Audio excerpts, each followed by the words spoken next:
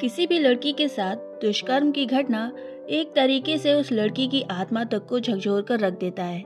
वो चाहकर भी उस जिंदगी में वापस नहीं लौट पाती जैसी जिंदगी वो दुष्कर्म से पहले जिया करती थी।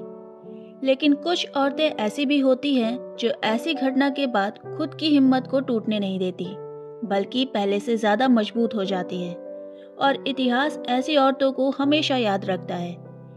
ऐसी ही महिलाओं में एक नाम आता है गौहर जान का। वो महिला जिसके साथ मात्र 13 साल की उम्र में दुष्कर्म हुआ। उसने खुद को संभाला और फिर जिस दौर में औरतों को घूंघट से बाहर निकलने तक की इजाजत नहीं थी, उस दौर में पहली रिकॉर्डिंग सुपरस्टार बनी। गौहर जान पहली सिंगर थी जिनके गाए गानों को 78 आरपीएम पर रिकॉर्ड किया गया था। यह रिकॉर्ड इंडिया की फेमस ग्रामोफोन कंपनी ने रिलीज किया था। इसलिए गौहर जान को रिकॉर्डिंग सुपरस्टार के नाम से भी जाना जाता है। हर रिकॉर्डिंग के आखिरी में गौहर जान इंग्लिश में कहती थी, माय नेम इज गौहर जान। गौहर पेशे से तो तवायफ थी, लेकिन कमाल की गायिका थी। उनकी गायकी की ऊंचाई का अंदाजा इस बात से लगा सकते हैं कि देश में जब सोना 20 रुपए तोला बिकता था, तब वो एक गाना गाने की फीस 3000 रुपए लेती थी। उस दौर में ये बहुत बड़ी रकम थी, इतनी बड़ी रकम कि ब्रिटिश सरकार ने उन्हें उनकी फीस कम करने के लिए चेतावनी तक दी थी। फिर भी वो अपनी शर्तों पर कायम रही। तवायफ थी, लेकिन रुतबा गजब का था। ऐसा कि महात्मा गांधी जी ने भी स्वतंत्रता आंदोलन में उनसे आर्थिक मदद मांगी थी। वो अपने जमाने की सबसे रईस तवायफ थी। सन 1910 में करीब 1 करोड़ की नेटवर्थ वाली गौहर जान को महफिलों में गाने के लिए प्राइवेट ट्रेन भी मुहैया करवाई जाती थी। देश में जब 2-4 हजार रुपए में एक मिडिल क्लास फैमिली में शादियां हो जाया करती थी, उस जमाने में गौहर जान ने अपनी बिल्ली की शादी में 12,000 रुपए खर्च कर दिए थे और बिल्ली के बच्चों के लिए 20,000 रुपए की शाही बग्गी खरीदी थी। गौहर जान ने 20 भाषाओं में करीब 600 गाने रिकॉर्ड किए थे और हर गाने की रिकॉर्डिंग में वो अलग अलग कपड़े और ज्वेलरीज पहना करती थी। एक बार पहने गहनों को वो दोबारा नहीं पहनती थी और सोने की 101 गिन्नियां लिए बिना वो गाना शुरू ही नहीं करती थी। गौहर जान का जन्म 26 जून 1873 को आजमगढ़ में हुआ था। गौहर जान के माँ बाप ने उनका नाम एंजेलिना येहोआर्ड रखा था। उनके परिवार में अलग अलग धर्म के लोग थे। उनके नाना जहाँ ब्रिटिश मूल के थे, वहीं नानी इंडियन हिंदू थी। पिता एक अमेरिकन क्रिश्चियन थे। उनके पिता का नाम आर्मेनियन ज्यू था, जो कि आजमगढ़ की एक ड्राई आइस फैक्ट्री में काम करते थे। उनकी माँ का नाम विक्टोरिया हेमिंग था और वो इंडियन म्यूजिक और डांस की अच्छी समझ रखती थी। गौहर के माँ बाप में अक्सर झगड़े हुआ करते थे, इसलिए उन्होंने बाद में डिवोर्स ले लिया। जिसके बाद गौहर की माँ विक्टोरिया ने खुर्शीद नाम के एक मुस्लिम आदमी से शादी कर ली और इस्लाम धर्म अपना लिया और उनका नाम मलका जान और एंजेलिना का नाम गौहर जान हो गया। शादी के बाद वो लोग कलकत्ता आ गए और मलका जान और बेटी गौहर जान ने गायकी और क्लासिकल डांस की ट्रेनिंग लेना शुरू कर दिया। पटियाला के कालू उस्ताद से उन्होंने सिंगिंग और अली बख्श से कत्थक की ट्रेनिंग ली। सृजन बाई से ध्रुपद और धम्मर और चरण दास से उन्होंने बंगाली कीर्तन सीखा। गौहर जान ख्याल, ध्रुपद और ठुमरी में इतनी माहिर हो गई थी कि भातखंडे ने उन्हें भारत का बेस्ट फीमेल ख्याल सिंगर घोषित कर दिया था। 3 साल में ही मलका जान ने 24 चितपुर रोड में 40,000 रुपए में एक बिल्डिंग खरीद ली, जहां वो अपनी महफिल सजाया करती थी। 13 साल की उम्र में गौहर जान के साथ दुष्कर्म हुआ, लेकिन उसके बाद उन्होंने हार नहीं मानी और 14 साल की उम्र में गौहर जान का पहला परफॉर्मेंस हुआ। गाने के साथ डांस करते हुए गौहर जान कोलकाता की पहली डांसिंग गर्ल बनी। अपनी परफॉर्मेंस से दरभंगा के महाराजा को इम्प्रेस कर वो उनकी सभा की मेन सिंगर बन गई। गौहर की जिंदगी में 3 पुरुष थे, जिनमें से एक जमींदार निमई सेन थे। उनका गौहर के साथ बहुत गहरा रिश्ता था। इस बात का अंदाजा उनके दिए हुए बेशकीमती गिफ्ट से लगाया जा सकता है।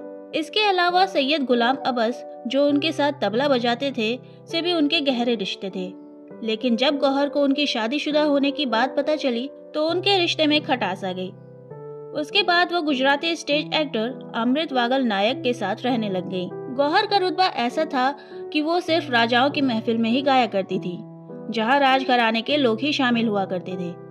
आम जनता के लिए उनका गाना सुनना एक सपना था, क्योंकि ना उन्हें राजाओं की महफिल में जाने की इजाजत थी और ना ही उनको गौहर को 1,000 रुपए नजराना देने की हैसियत। ग्रामोफोन कंपनी उस समय इंडिया में अपना बिजनेस बढ़ाना चाहती थी। कंपनी ने पाया कि गौहर जान के गाने सुनने के लिए भीड़ उमड़ती है, लेकिन वो आम जनता के लिए नहीं गाती थी और ग्रामोफोन को इससे अच्छी अपॉर्चुनिटी नहीं मिल सकती थी। और गौहर जान से गाने रिकॉर्ड करवाने के लिए उन्होंने रिक्वेस्ट की। गौहर जान ने एक गाने के लिए 3,000 रुपए फीस की डिमांड की और ग्रामोफोन कंपनी मान गई। ग्रामोफोन कंपनी ने कोलकाता के एक होटल में 2 कमरों में एक टेम्पररी रिकॉर्डिंग स्टूडियो तैयार किया, जहां गौहर जान अपने साथी सिंगर्स के साथ पहुंची। बेशकीमती सोने की ज्वेलरी से लदी हुई, उनके गहरे रंग की साड़ी के बॉर्डर सोने की असली एम्ब्रॉयडरी से बने थे। लंदन की ग्रामोफोन कंपनी के recording engineer Frederick William Gaisberg ने उन्हें टेबल पर चढ़कर रिकॉर्डिंग हॉर्न में सिर डालकर जोर से गाने को कहा। 3 मिनट की रिकॉर्डिंग खत्म होने से पहले गौहर जान जोर से चिल्लाई, माय नेम इज गौहर जान। बाद में ये उनकी सिग्नेचर लाइन बन गई। दरअसल नाम चिल्लाने के पीछे कारण ये था कि जर्मनी में प्लेट तैयार करते वक्त इंजीनियर नाम सुनकर ही प्लेट में लेबल लगाते थे। कहा जाता है कि शास्त्रीय संगीत को कट शॉर्ट कर 3-4 मिनट का बनाने में गौहर जान का ही हाथ था। जर्मनी में रिकॉर्डिंग की प्लेट तैयार की गई, जो 1930 में इंडियन मार्केट में उतरी। गानों की डिमांड बढ़ती गई और बाद में गौहर के गाने लगातार रिकॉर्ड किए जाने लग गए। मल्लिका गजल कही जाने वाली बेगम अख्तर भी गौहर जान को देखकर ही सिंगर बनी थी। वो एक्टिंग करना चाहती थी, लेकिन गौहर का गाना सुनकर उन्होंने क्लासिकल सिंगिंग सीखी। गौहर को लग्जरी गाड़ियों और शाही बग्गियों का भी शौक था।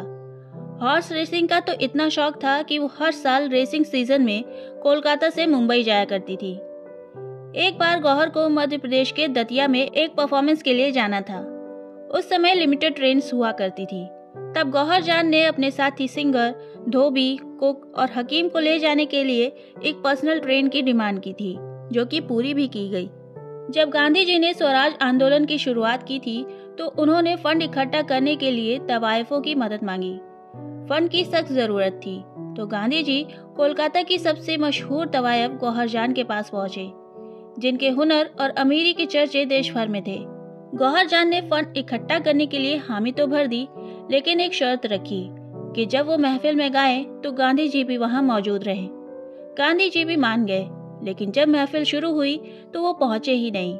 गौहर जान रात भर गांधी जी का वेट करती रही, लेकिन गांधी जी नहीं पहुंचे। उस महफिल से गौहर ने पूरे 24,000 रुपए का चंदा इकट्ठा किया।